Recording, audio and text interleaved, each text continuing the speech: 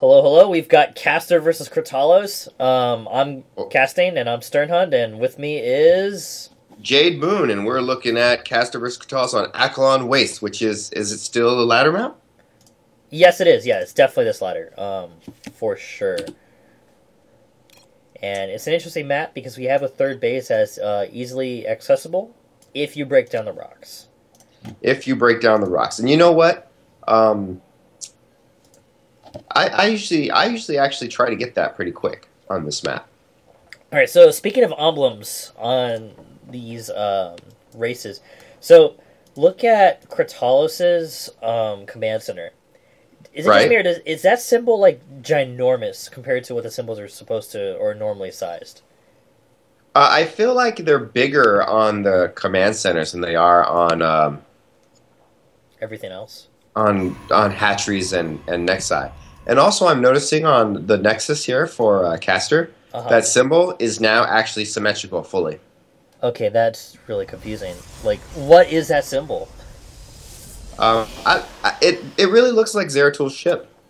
But now it doesn't because I know Zeratol's ship has the uneven symmetry. So whose ship is this? Fred's. Fred's, yeah. Hmm. And somehow Tyler got in this game, and he's talking about lag. So Crytalis, kind of interesting, is going for a second command center this early on, instead of going for the barracks. So maybe he's looking to wall off. Hard to say, but yeah, he doesn't have his barracks on the way. So Oh, that's you said command center, so I was looking all around for his command center. oh, That's actually a supply depot, and maybe you should learn how to play this game. okay. I say things that I just say things. Okay, like just don't listen to anything I say. Like I just. But yeah, this probe definitely can't get in because there's a command center in the way. So there's three command I centers in saw the way, that he actually. just offered to run Crytalos the most amazing DM adventure if he wins. Right, because like if Crytalis can beat Caster, I would be extremely happy because I don't want to play Caster. I'd rather play Crytalis. Right. Now, you know what I'm hoping for actually as we get into this game? I'm actually hoping for Caster to maybe do something wonky and weird. Maybe. Will he do that? Right, because his skill level is so far beyond Crytalos. It's not to be down on Crytalos or anything, but Crytalos knows it too. See, oh, that's interesting. You can see the observer chat. Tyler and I were spectating, so we were talking to each other. So you can see our snarky comments about the match, as well as the vocal commentary. Um, See, I'm of the opinion that um, at least when examining this game, oh, there's a command center.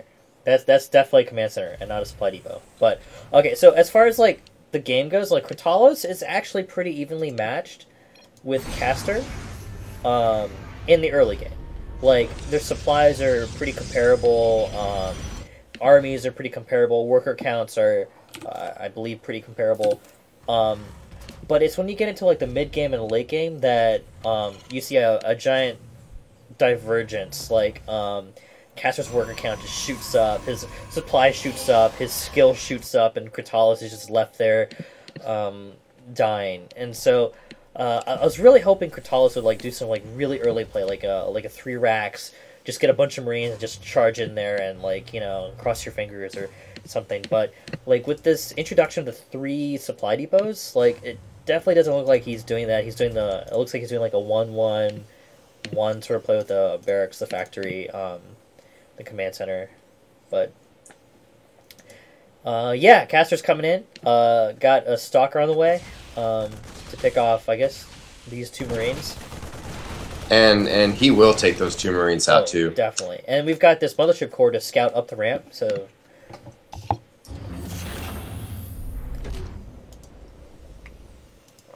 interesting. We've got a second factor in the way. So maybe some sort of mech play. He's attaching it to a reactor. So maybe we'll see Widow Some Mines. Widow Mines. Hopefully, maybe Hellions. Oh, that poor SCV. Guess just Or like walked in town nothing. and shot it. Ah. All right, and we got a command center that's off to command things. off to the third, actually. And maybe he's hoping that by putting it at the third, he'll have kind of a sort of Ninja Expo going on. Right. So let's see. Meanwhile, Caster is expanding. Not just yet. Caster's making a pylon. And we got a couple of Hellions coming out. Now, how are Hellions against Protoss, actually? I don't know for sure, but I would guess not that good. Probably good against Zealots, but probably not good against much else. Like, they don't get a light damage advantage versus, like, Stalkers or... Stalkers, right. Pretty much any other unit. Good for, like, worker harasses if he's able to get the Hellion in the worker line. Oh, and there goes the scout just checking out everything. So, what does Caster know?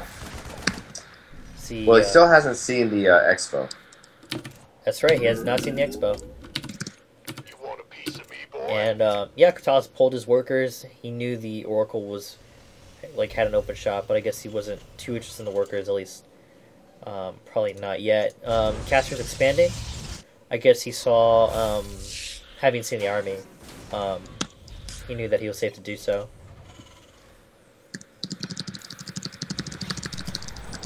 Got +1 vehicle weapons, and are you having fun over there? I was clicking the buttons 1 and 2. I was trying to, you know, it's like right eye, left eye. Ready to blunder. 1 and 2. There it goes.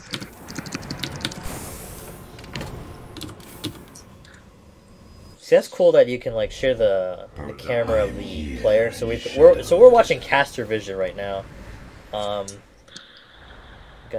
He's getting chased down by a Viking. But that's kind of dirty, that Oracle trick where caster is now able to see these units for some period of time. I actually hate it. I think you hate everything about every race. Except Zerg. I love Zerg. Right, Zerg all this stuff is awesome. Zerg is a perfectly balanced, not overpowered race, and all the other races need work. Well, I mean, like, you think about Zerg, the only thing they have that shoots air at the beginning is a queen. Right. Which is, I guess, decent for defense, but, like, your initial units, your Zergling, your first-tier unit can't go air, and then your follow-up unit after that can't go air. That's the Roach. Right, you have to go to layer tech before you can actually make air things.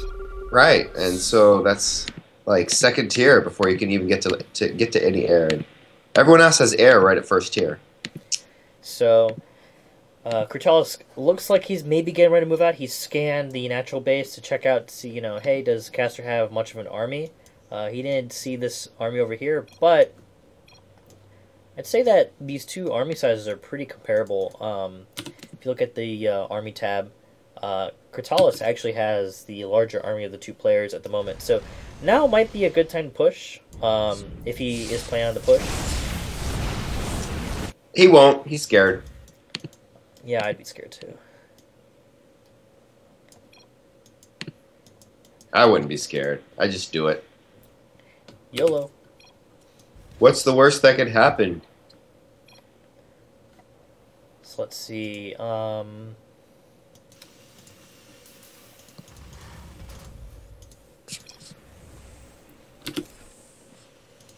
So what's MKO? It's just I don't actually know.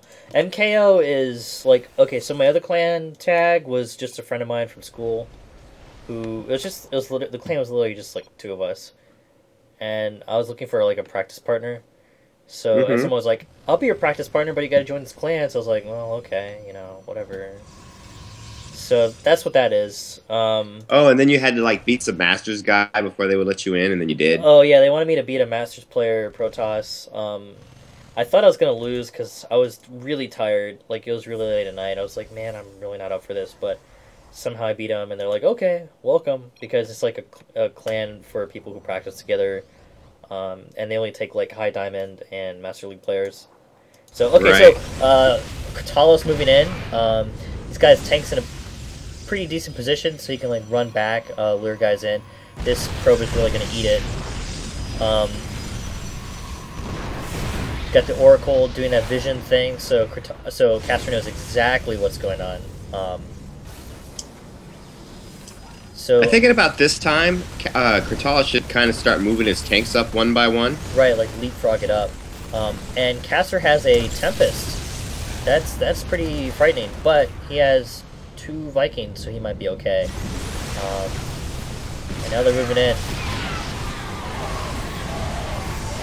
And looks like Caster was just able to get a lot of Stalkers and other assorted units, and okay. Widow Mines? Where do they come from? Yeah, there's definitely a lot going on in this composition. Right. The Oracle is now detecting the Widow Mines, so he's able to take those out. Wow, the Oracle is such a versatile unit. And the Tempest just, like, slamming that siege tank.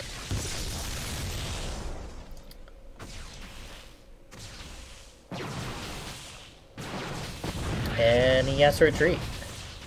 But yeah, the Oracle, man, what a horrible unit that is. I mean, it's a flying unit, and then you can use it to harass, and you can use it to scout, and you can use it to observe. Like, do you really need a unit that can do everything?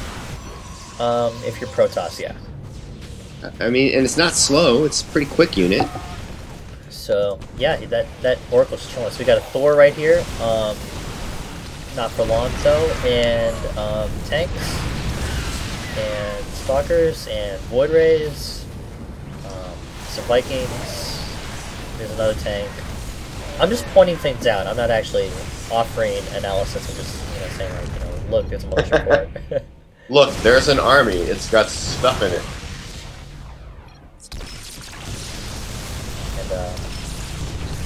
And that Tempest has such a long range. I mean, that's what makes them. That's the whole point of them. I mean, they're not really otherwise that strong. Right. They have good splash damage. They have some decent damage, but they have very slow attack speed. Very good range. Very good for against Mutalisk, for instance. But yeah, that's game 1. Crytalos did a very brave push. It unfortunately didn't work out, and Caster brought it back. So I guess we'll move on to game 2. Moving on to game 2.